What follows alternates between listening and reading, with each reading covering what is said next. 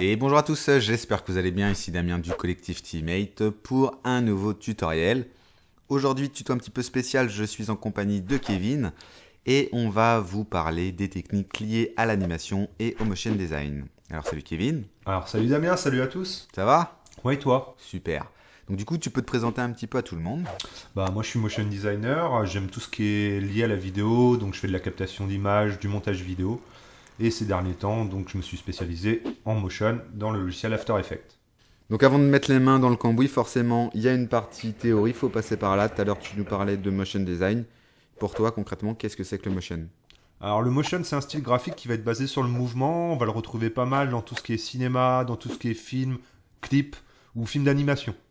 Donc du coup, ce style donc, qui est le motion design, est-ce que c'est un style qui est plutôt récent ou pas? Parce que pour moi, je vais peut-être dire une bêtise, mais ouais, c'est assez récent.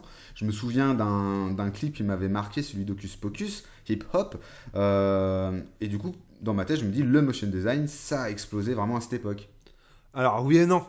Les logiciels qu'on va utiliser aujourd'hui pour travailler sont récents. Après, ce qu'il faut savoir, c'est que les bases, les premiers motion designers pour moi, ça va être des mecs comme Solbase qui sont à l'origine des génériques de films d'Alfred Hitchcock comme Sœur froide ou comme Psychose, ou alors Maurice Binder qui va avoir fait les génériques des premiers James Bond par exemple. D'accord, donc ça, c'est des films qui ont 50, 60 ans, là. Alors j'ai pas forcément la date en tête, mais oui, les premiers James Bond, je pense que c'est 1950, 1960. D'accord, mais du coup, ces pseudo-motion designers d'époque, je sais pas comment on les appelait, ou des animateurs, sûrement, à l'époque, à quoi consistait réellement leur travail? Bah, ils faisaient ce qu'on appelle aujourd'hui de l'animation traditionnelle, c'est-à-dire qu'ils allaient découper des photos, les mettre en place, prendre des vidéos et puis bah, tout monter petit à petit. C'était un travail vraiment de longue haleine. Tu peux nous dire avec quel logiciel, aujourd'hui, on peut créer du motion design? Alors, on a plusieurs logiciels à notre disposition. Ça va de Cinema 4D, TV Paint, Flash. Moi, j'utilise particulièrement After Effects. Donc aujourd'hui, After Effects, comment on s'en sert? Bah, on va s'en servir de différentes façons. On va pouvoir faire du compositing vidéo, on va pouvoir traiter de l'image dessus, de la retouche de chromie, des effets spéciaux, du keying sur fond vert, de l'animation. C'est super complet comme logiciel. D'accord, je vois ça. Et du coup, je suppose que la plupart des logiciels Adobe sont compatibles avec After Effects. Alors les principaux, hein, parce qu'on va pouvoir très bien utiliser le Flash avec, ou alors Photoshop et Illustrator sont complètement compatibles. Il suffit après de petites manipulations. Mais c'est vrai que la particularité d'After Effects, c'est de pouvoir en fait importer pas mal de calques différents. Ça va aller de la vidéo, ça va aller de l'image, d'une suite d'images, des vecteurs, du son. Donc prenons l'exemple, je crée un logo sur Illustrator, je peux facilement l'importer dans After Effects pour l'animer. Complètement. Alors je suppose que c'est un petit peu comme en graphisme. Moi je sais que j'ai appris certaines règles de base pour pouvoir faire de la composition numérique. Sur After Effects, avant de se lancer tête baissée dans le logiciel, il faut forcément connaître certaines règles. Alors il y a trois grandes choses importantes à apprendre dans l'animation. Ça va être déjà la première, raconter une histoire. Effectivement, établir un scénario, ne pas partir en roue libre pour savoir un petit peu où on va aller.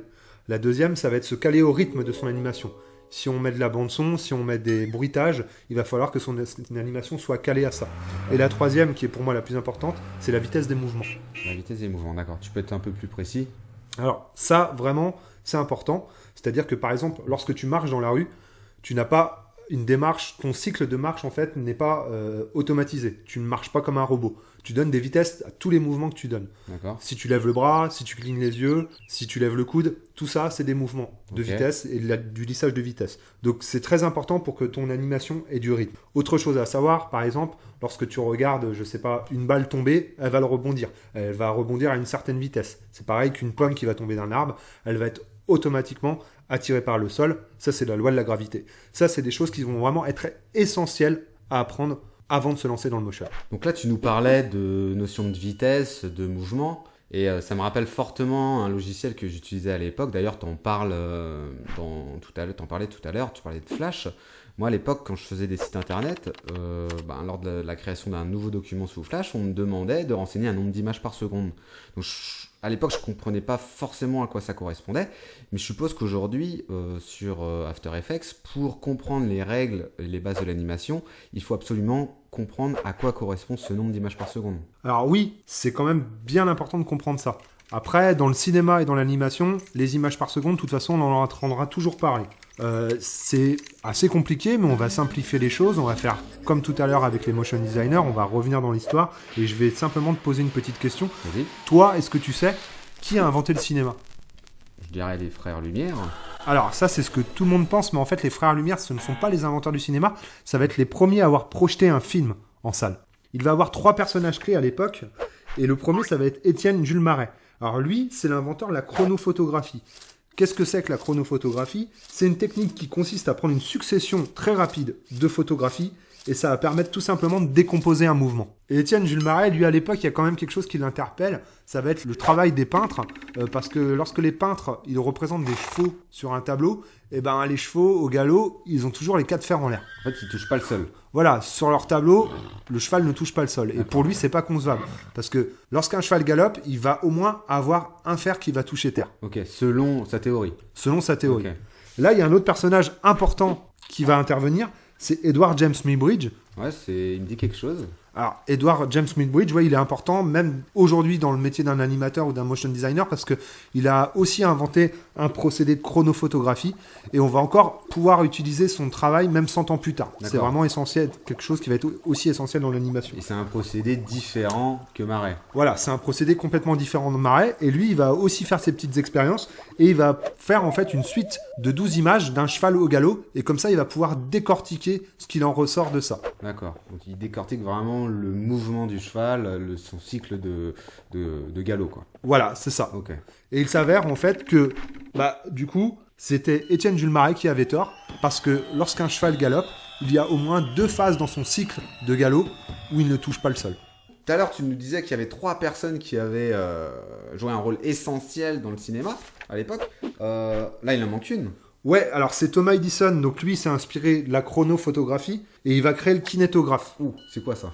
Alors c'est simplement la première caméra de l'histoire. Elle va fonctionner avec des bobines de pellicule de 19 mm et elle va faire des prises de vue de 18 images par seconde. Donc ça, c'est un truc de vraiment révolutionnaire, je suppose, pour l'époque, quoi. Et puis en plus, il va inventer aussi le kinétoscope, donc il va permettre de visualiser ce qu'il va pouvoir filmer. D'accord. Donc Et- en fait, à l'époque, c'est ça, c'était 18 images par seconde. Voilà, c'était 18 images par seconde pour faire une vidéo. Aujourd'hui, les technologies ont avancé, on va utiliser 24 images ou 25 images par seconde pour la télé, 24 pour le cinéma. Donc à l'époque, au cinéma, on travaillait en 18 images secondes. Maintenant, on est plutôt sur du 24 à cause de la technologie qui a évolué. Tout à fait, et on va fluidifier aussi tout ce qui est animation et vidéo.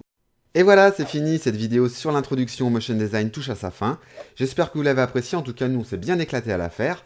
Aujourd'hui c'est vrai que c'était plutôt théorique, la prochaine fois promis on passera sur du cas pratique. Je vous dis à très vite dans une prochaine vidéo, à plus.